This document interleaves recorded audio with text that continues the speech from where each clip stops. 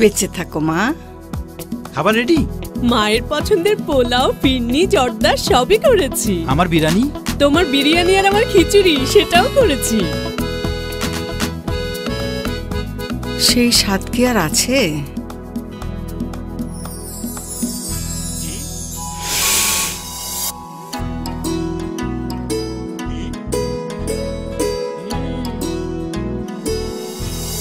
সেই সুগন্ধ ইরফান সুপার চিনি গুঁড়া চাল। হ্যাঁ মা, ইরফান সুপার চিনি গুঁড়া চাল এখন 1 কেজির প্যাকেটে।